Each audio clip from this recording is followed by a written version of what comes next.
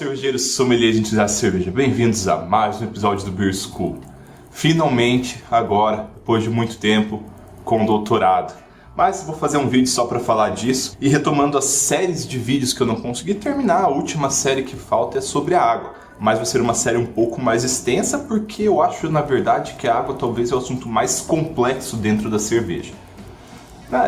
Na verdade, todos os assuntos são complexos, mas a fermentação, um pouco de conhecimento, você já tem muito ganho. Agora a água não, a água você precisa ter muito conhecimento para ter um pouco de ganho. É aquele finalzinho que falta para fazer a cerveja perfeita. E hoje a gente vai falar sobre os sais minerais que compõem a água e quais os efeitos desses sais minerais. E quando a gente fala em sal, na verdade, o sal ele é composto por duas partes. Todo sal é composto por duas partes. Uma parte positiva e uma parte negativa. Por exemplo, o sal de cozinha. O sal de cozinha é o cloreto de sódio. Então a gente tem uma parte positiva, que é o sódio, e uma parte negativa, que é o cloreto. Juntando os dois, eles ficam com carga neutra e por isso eles são estáveis. Então, na verdade, a gente não vai estar falando de sal, a gente vai estar falando de íon, porque no final o efeito importante é o efeito que o íon dá. E dentre os principais, a gente vai ter 3 íons positivos e 3 íons negativos. Vamos falar sobre cada íon hoje, o que ele faz no mosto, na fermentação, qual o efeito na cerveja e como a gente compra, qual que é a forma de comprar esse íon, na verdade, comprar esse sal. Começando pelos cátions. Os cátions são os íons carregados positivamente. O primeiro cátion de grande relevância para a cerveja, um dos principais cátions na cerveja, é o cálcio. O cálcio que ele é encontrado associado com outros íons negativos. Então a gente tem o cloreto de cálcio, o sulfato de cálcio. Todos esses 3 sais, eu vou deixar essa ficha técnica aqui para vocês verem. A ficha técnica ela vai ter a concentração típica medida em ppm. As formas em que esses sais são comprados, por exemplo, o cálcio ele é em cloreto de cálcio, sulfato de cálcio. São sais comuns, você pode ir lá no Mercado Livre e digitar cloreto de cálcio. Em todas as fichinhas vai ter o efeito no mosto, efeito na fermentação e efeito final na cerveja.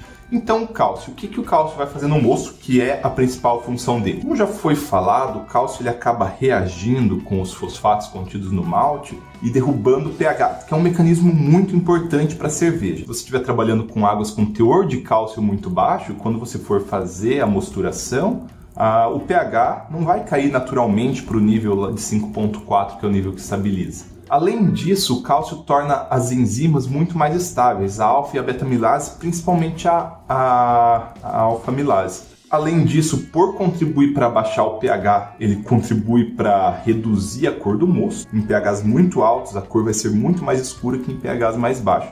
Além disso, ele tem outro efeito muito importante no mosto, que é contribuir para a formação do trube, daquele trube que você consegue separar e fazer aquele montinho lá. Em excesso, quando ele atuar junto com o malte, pode haver uma taxa de precipitação muito alta.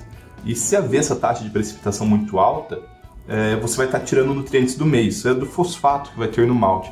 Então existe um limite ali, não passar muito dos 200, 300 ppm, para ter certeza que você não vai estar retirando nutrientes da fermentação, da levedura. E o efeito final na cerveja, que é o que mais importa pra gente, o cálcio, se você passar a níveis muito altos, ele vai dar aquele gosto de água mineral. Não sei se é uma característica das águas que eu tomo aqui, mas as águas elas têm um nível de cálcio bem grande e sente aquele gosto mais mineralizado na água. Isso passa para a cerveja também. Então, nunca é uma palavra muito forte, mas evitar passar o teor de cálcio de 200 ppm. O próximo cátion importante é o magnésio. O magnésio ele quase que copia o cálcio nos efeitos. Ele tem os efeitos no pH são bastante similares, ele só é mais discreto, é mais sensível. Quase metade do efeito que o cálcio tem. Mas ele é um mineral essencial que a enzima usa para fazer processos dela. Ele é um cofator enzimático. Então tem que ter, mas em quantidade muito pequena. Geralmente o malte já tem todo o magnésio que é necessário e muito dificilmente há necessidade de correção de magnésio. Ainda mais que porque o efeito final dele na cerveja são efeitos ruins se ele tiver em concentrações altas. Pode ver, o teor dele é de 2 a 30 ppm, o teor indicado. E acima de 125 ppm, que não é uma concentração tão alta assim, ele começa a realçar o amargor e a acidez. coisas que normalmente a gente não quer. Talvez o amargor realçar de vez em quando, só que ele vai realçar de uma forma ruim, vai ter aquele amargor harsh que se fala, que é uma coisa que nós tentamos evitar. Terceiro íon muito importante é o sódio. Sódio, pegando o John Palmer aqui, ele chama de filho bastardo dos íons, porque o sódio ele acaba estando presente em todo lugar. Ele tem efeitos mais ou menos negativos na cerveja, mais ou menos positivos. O sal em si, ele é um realçador de sabor. A gente tende a sentir mais sabor quando tem sal. Então, se a gente tem um cloreto de sódio, o sódio na cerveja, a gente vai ter o sabor da cerveja realçado até certo limite. A partir de certa concentração, o que acontece é que a cerveja passa a ter notas salgadas, que não é uma coisa adequada. Esses foram os cátions. Agora a gente vai para os ânions. E os ânions, eles têm efeitos mais importantes para a gente notar. Não mais importantes, todos os efeitos são importantes, mas efeitos a serem levados em conta na elaboração de uma receita. Começando pelo carbonato. E o carbonato, se lembrar do vídeo do pH lá, ele atua em 3 formas. No carbonato, no bicarbonato e no ácido carbônico. E o carbonato ele tem um efeito tamponante. O efeito tamponante é aquele efeito de evitar variações no pH. Então isso de certa forma acaba sendo adequado para o mosto, mas se esse efeito tamponante ele for muito alto e ele passar para a fermentação e continuar efeito tamponante lá, ele vai impedir um dos mecanismos da fermentação, que é abaixar o pH. A fermentação não abaixando o pH e deixando meio ácido, além de alterar a característica sensorial da cerveja, obviamente, vai tornar a cerveja muito mais suscetível à contaminação. Na cerveja finalizada, tem efeitos que não são muito comentados, mas que existem, mas é que eles são um pouco mais sutis do que os efeitos que vêm dos 2 próximos íons. Sulfato ele já é um íon contraditório por natureza. Se a gente começar olhando aqui a faixa de operação, a faixa comum de operação ela está ali entre 20 e 150 ppm. Porém, existem cervejas feitas com até quase 1000 ppm, eu coloquei ali 850. Que esse íon é o íon característico da água de Burton-Trend, que é a água onde eram feitas as IPAs originais. Então as características das IPAs inglesas, elas advêm muito das características que esse íon dá para a cerveja. Então, no mosto ele é uma base fraca, pode elevar um pouco o pH. Na fermentação, caso tenha níveis muito altos ali dos 800 para cima, na verdade já dos 500 para cima eles são um nível alto, isso é uma fonte de enxofre. A fonte de enxofre é o que a levedura precisa para fazer o ácido sulfídrico. Lembrando que o ácido sulfídrico é aquele off-flavor com um cheiro de ovo podre, um flavor horrível, porém ele é um off-flavor relativamente simples de remover. Ele geralmente sai quase todo na fermentação, e essas características que a água mais sulfatada vai ter, tem efeitos diretamente no lúpulo, que são características desse tipo de cerveja, da IPA, do amargor e de realçar o amargor. Então é dito que essa concentração mais alta, ela contribui para um amargor mais assertivo, um amargor mais dominante na cerveja, e um amargor mais seco, que são fatores desejáveis para uma IPA. Porém, também tem aquela questão de ser um amargor mais persistente, aquele amargor que fica por alguns segundos a mais na língua. E esse é o fato que faz eu, particularmente, não ser muito fã desse estilo de cerveja. Eu prefiro muito mais as IPAs americanas do que as IPAs inglesas. Não sei qual a opinião de vocês.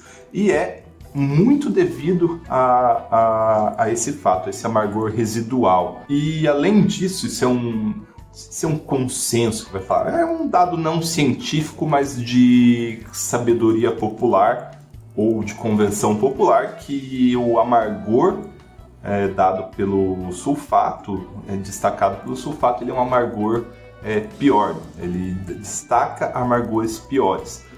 Tanto que isso faz ele não ser usado, por exemplo, em cervejas alemãs. As cervejas alemãs, elas repudiam águas com alto nível de sulfato, que vai diminuir o caráter nobre dos lúpulos alemães. O outro íon muito importante na cerveja, os dois íons mais importantes são esses dois, o cloreto. O cloreto ele vai ter um pouco de atividade na mosturação, um pouco de atividade na fermentação, mas o mais importante é o resultado na cerveja final. Então ele tem uma relação ali com a clarificação. Se ele for muito baixo é ruim, se ele estiver num nível médio é bom, se ele estiver num nível muito alto é ruim também. Então tem um nível ali ideal para um nível ali que vai privilegiar a precipitação das proteínas, chegar numa cerveja mais clara, e o excesso dele, acima de 400 ppm, vai dar o protein haze, que é aquela turbidez provinda da proteína. Por exemplo, numa Weiss, é um exemplo ruim, mas a turbidez da Weiss é um protein haze. Mas não é para confundir muito as coisas, porque a Weiss vem da baixa atenuação, da baixa floculação da levedura. Mas só para dar uma ideia. E o protein haze relacionado às proteínas do malte também. Então tem duas fontes de proteína ali que podem gerar turbidez. E o efeito final na cerveja, que é o mais importante. O cloreto, assim como o sódio, então, e o cloreto de sódio é uma das formas dele, é um realçador de sabor. Então, em concentrações baixas, ele realça o dulçor, realça a maltosidade. Dizem até que realça o lúpulo. Isso é controverso, a gente vai ver no vídeo que vem. Então, o sulfato realça o amargor. O cloreto realça o dulçor. Então a gente chegou num equilíbrio de íon agora. Antes a gente tinha o equilíbrio BU-GU, dulçor do malte, amargor do lúpulo. Refinando mais ainda, a gente tem o equilíbrio do amargor provindo pelo sulfato e do dulçor provindo pelo cloreto. E isso sim é muito importante. Esses dois íons, eles são fundamentais para projetar uma cerveja redondinha. Claro, todos os outros são, senão a gente não estaria na categoria dos íons mais importantes. Então esses são os íons de mais relevância que compõem a água da cerveja. No vídeo que vem a gente vai falar sobre razão cloreto sulfato, muito importante, talvez o vídeo mais importante da série, e depois como balancear isso tendo o report da água. Porque não é tão simples assim, porque como vem os dois sempre juntos, sempre um íon, sempre um ânion e um cátion, você sempre vai colocar os dois juntos. Então, você às vezes vai tentar aumentar o cloreto, você vai estar aumentando o sódio. Às vezes você não pode mais aumentar o sódio. Então, são coisas que a gente tem que se atentar. Beleza? Muito obrigado e até a próxima.